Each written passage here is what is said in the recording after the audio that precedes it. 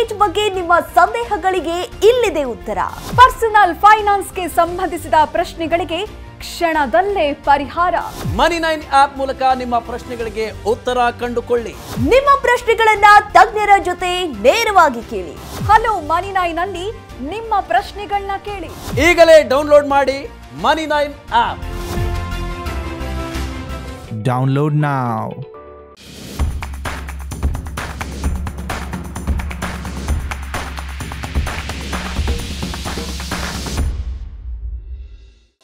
Gold के rate देख रहे हो कितने बढ़ गए हैं. ಧ್ರುವ್ ಅವರು ಚಿನ್ನದ ಬೆಲೆಯ ಬಗ್ಗೆ ರಜತ್ ಅವರೊಂದಿಗೆ ಮಾತನಾಡ್ತಾ ಇದ್ರು. ಆಗ ರಜತ್ ಸುಮಾರು 73ರಿಂದ 74 ಸಾವಿರ ರೂಪಾಯಿಯಲ್ಲಿ ಚಿನ್ನದ ವಹಿವಾಟಿದೆ ಅಂತ ಹೇಳ್ತಾರೆ. ಬೆಲೆ ಇನ್ನೂ ಕೂಡ ಹೆಚ್ಚಾಗಬಹುದು, ಅದಕ್ಕೆ ಈಗಲೇ ಚಿನ್ನದಲ್ಲಿ ಹೂಡಿಕೆಯನ್ನು ಮಾಡುವ ಯೋಚನೆಯನ್ನು ಮಾಡ್ತಿರುವುದಾಗಿ ಧ್ರುವ್ ಹೇಳ್ತಾರೆ. ರಜತ್ ಇವರ ಮಾತಿಗೆ ತಲೆ ಆಡಿಸ್ತಾರೆ. ಆದರೆ ಚಿನ್ನ ಸ್ವಲ್ಪ ದುಬಾರಿ ಆಗಿರೋದ್ರಿಂದ ಹೇಗೆ ಅದನ್ನು ಖರೀದಿಸೋದು, ಜೊತೆಗೆ GST ಸೇರಿ ಸುಮಾರು 75ರಿಂದ 76 ಸಾವಿರ ರೂಪಾಯಿ ಬೇಕಾಗುತ್ತೆ ಅನ್ನೋದು ಧ್ರುವ್ ಅವರ ಆತಂಕ. ಆಗ ರಜತ್ ಗೋಲ್ಡ್ ETF ಪರ್ಯಾಯ ಉತ್ತಮ ಹೂಡಿಕೆ ಆಯ್ಕೆ ಅನ್ನೋದನ್ನು ಹೇಳ್ತಾರೆ. ಇದರಲ್ಲಿ ಕೆಲವು ಸಾವಿರ ರೂಪಾಯಿಗಳಲ್ಲಿ ವಹಿವಾಟನ್ನು ಮಾಡಬಹುದು. ಆಗ ಧ್ರುವ್ ಅವರಿಗೆ ಇದರ ಬಗ್ಗೆ ತಿಳಿದುಕೊಳ್ಳುವ ಕುತೂಹಲ ಉಂಟಾಗುತ್ತೆ.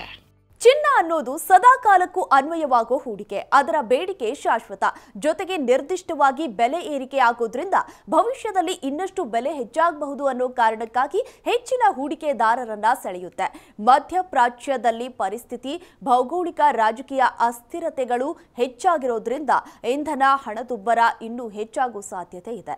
ಇಂತಹ ಸಂದರ್ಭದಲ್ಲಿ ಹೂಡಿಕೆದಾರರು ಸುರಕ್ಷಿತ ತಾಣಗಳನ್ನು ಆಯ್ಕೆ ಮಾಡಿಕೊಳ್ತಾರೆ. ಇವೆಲ್ಲ ಕೂಡ ಚಿನ್ನದ ಬೆಲೆ ಹೆಚ್ಚಳಕ್ಕೆ ಕಾರಣ ಆಗಿದೆ. ಇಂತಹ ಸನ್ನಿವೇಶದಲ್ಲಿ ಚಿನ್ನದ ಹೂಡಿಕೆ ಆಕರ್ಷಕ ಆಯ್ಕೆಯಾಗಿದೆ. ಹಾಗೆ ಚಿನ್ನದ ETF ಕಾರ್ಯಸಾಧ್ಯ ವಿಧಾನದಲ್ಲಿ ಪಡಿಬಹುದಾಗಿದೆ. ಹಾಗಾದ್ರೆ ಗೋಲ್ಡ್ ETF ಅಂದ್ರೇನು? ಚಿನ್ನದ ಆಭರಣಗಳ ಬದಲಿಗೆ ETFಗಳಲ್ಲಿ ಹೂಡಿಕೆ ಹೇಗೆ ಉತ್ತಮ? ಮೊದಲಾದವುಗಳ ಬಗ್ಗೆ ಹೆಚ್ಚಿನ ಮಾಹಿತಿ ತಿಳಿಯೋಣ ಬನ್ನಿ. ನೋಡಿ, ಚಿನ್ನದ ETF ಅಥವಾ ಗೋಲ್ಡ್ ಎಕ್ಸ್ಚೇಂಜ್ ಟ್ರೇಡೆಡ್ ಫಂಡ್ಗಳು ಕಮಾಡಿಟಿ ಆಧಾರಿತ ಮ್ಯೂಚುವಲ್ ಫಂಡ್. ಇದು ಚಿನ್ನದಲ್ಲಿ ಹೂಡಿಕೆಯನ್ನು ಮಾಡುತ್ತೆ. ಈ ಎಕ್ಸ್ಚೇಂಜ್ ಟ್ರೇಡೆಡ್ ಫಂಡ್ಗಳು ಷೇರುಗಳಂತೆ ಕಾರ್ಯನಿರ್ವಹಿಸುತ್ತೆ. ಅವುಗಳನ್ನು BSE, NSE ಅಂತಹ ವಿನಿಮಯ ಕೇಂದ್ರಗಳ ಮೂಲಕ ಖರೀದಿಸಬಹುದಾಗಿದೆ ಅಥವಾ ಮಾರಾಟ ಕೂಡ ಮಾಡಬಹುದಾಗಿದೆ.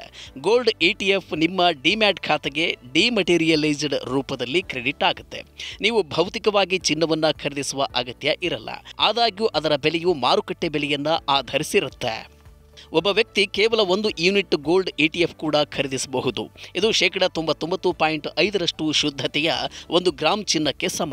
ಇದರ ಇನ್ನೊಂದು ಉತ್ತಮ ಅಂಶ ಅಂದರೆ ಚಿನ್ನದ ಆಭರಣಗಳಂತೆ ಇದರ ಸುರಕ್ಷತೆಯ ಬಗ್ಗೆ ಯೋಚಿಸುವ ಅಗತ್ಯ ಇಲ್ಲ. ಕಳ್ಳತನದ ಅಪಾಯ ಇರಲ್ಲ, ಜೊತೆಗೆ ಶುದ್ಧತೆಯ ಚಿಂತೆ ಕೂಡ ಇರಲ್ಲ. ಆಭರಣದ ಹೊರತಾಗಿ ಚಿನ್ನದಲ್ಲಿ ಹೂಡಿಕೆ ಮಾಡೋಕೆ ಯಾರು ಬಯಸ್ತಾರೋ ಅಂಥವರಿಗೆ ಗೋಲ್ಡ್ ETFಗಳು ಪರ್ಯಾಯವಾದ ಆಯ್ಕೆ.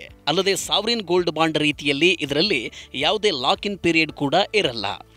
ಯಾವುದೇ ಸ್ಕೀಮ್ನಲ್ಲಿ ಹೂಡಿಕೆ ಮಾಡೋದಕ್ಕೂ ಮೊದಲು ಅದರ ಫಾಸ್ಟ್ ಟ್ರ್ಯಾಕ್ ರೆಕಾರ್ಡ್ ನೋಡೋದು ಒಳ್ಳೆಯದು. ಗೋಲ್ಡ್ ETF ಹೇಗೆ ಸಾಗಿ ಬಂದಿದೆ ನೋಡೋಣ ಬನ್ನಿ.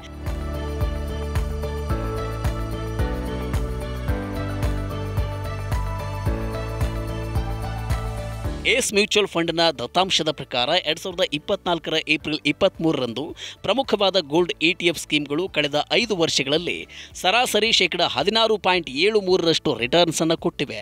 ಕಳೆದ 1 ವರ್ಷದಲ್ಲಿ ರಿಟರ್ನ್ 17.73%ಇದ್ದು, ಕಳೆದ 3 ವರ್ಷಗಳ ಸರಾಸರಿ ವಾರ್ಷಿಕ ರಿಟರ್ನ್ಸ್ 13.59%ಇತ್ತು.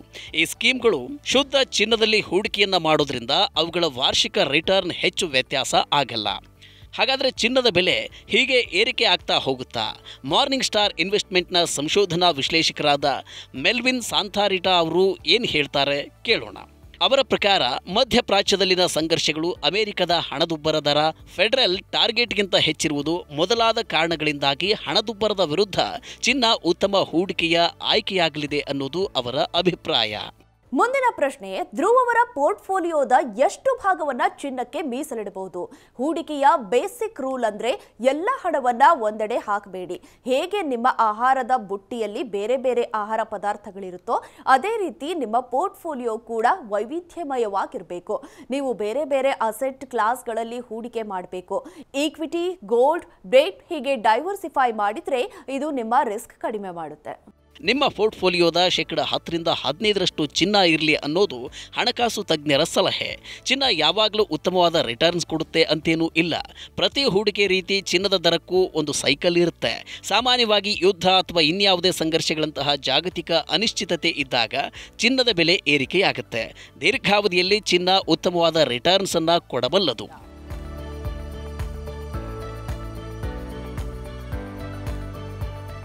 ಈಗ ಚಿನ್ನದ ETF-ಗಳ ಟ್ಯಾಕ್ಸೇಷನ್ ನೋಡೋದಾದರೆ, ನೀವು 2021 ಏಪ್ರಿಲ್ 1ಕ್ಕೂ ಮೊದಲೇ ಖರೀದಿಸಿದ ಗೋಲ್ಡ್ ETF-ನ ಒಂದು ಯೂನಿಟ್ ಮಾರಾಟ ಮಾಡಿದರೆ ಅದನ್ನು ಶಾರ್ಟ್ ಟರ್ಮ್ ಕ್ಯಾಪಿಟಲ್ ಗೇನ್ ಅಂತ ಪರಿಗಣಿಸಲಾಗುತ್ತೆ.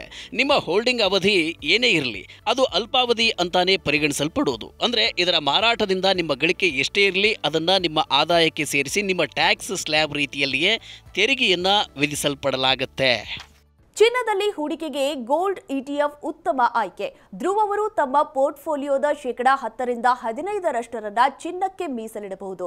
ಗೋಲ್ಡ್ ETF, ಸಾವರಿನ್ ಬಾಂಡ್ ಮೊದಲಾದ ಇನ್ಸ್ಟ್ರೂಮೆಂಟ್ ಮೂಲಕ ಹೂಡಿಕೆ ಮಾಡಬಹುದು. ಹೂಡಿಕೆಗಾಗಿ ಚಿನ್ನದ ಆಭರಣಗಳನ್ನು ಆಯ್ಕೆ ಮಾಡಿಕೊಳ್ಳೋದು ಸರಿಯಾದ ನಿರ್ಧಾರ ಅಲ್ಲ. ನಿಮಗೆ ಖರೀದಿಗೆ ದೊಡ್ಡ ಮೊತ್ತ ಬೇಕು, ಹಾಗೆ ಅದನ್ನು ಸುರಕ್ಷಿತವಾಗಿಡೋಕೆ ಲಾಕರ್ ಬೇಕು. ಅದರ ಮಾರಾಟದ ಮೇಲೆ ವಹಿವಾಟು ವೆಚ್ಚಗಳಿರುತ್ತೆ. ಹೀಗೆ ನಿಮ್ಮ ಗಳಿಕೆಯ ಬಹುಪಾಲು ಅದರಲ್ಲೇ ಹೋಗುತ್ತೆ.